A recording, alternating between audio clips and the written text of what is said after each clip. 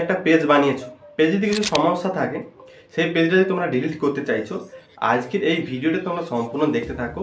আমি একদম পুরো সহজভাবে তোমাদেরকে শিখিয়ে দেবো কী করে একটা ফেসবুক পেজ ডিলিট করতে হয়। তো সেই জন্য আমি চলে যাব কোথায়, চলে এলাম আমার স্ক্রিনে আসার পর এখানে দেখতে পাচ্ছ এটা আমার পেজ, ঠিক আছে। এই পেজটাতে আমি টাচ করে নিলাম। টাচ করে নেওয়ার পর এখানে দেখতে পাচ্ছ নিচের দিকে সেটিং অপশান আছে, এটাতে তোমরা সিলেক্ট করে নেবে।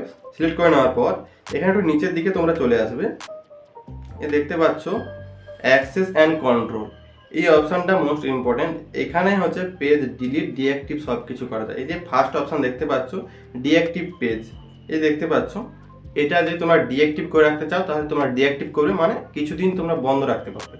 আর এটা যদি ডিলিট পেজ, তো এটা যদি তোমরা সিলেক্ট করো পেজটা পার্মানেন্ট ডিলিট হয়ে যাবে।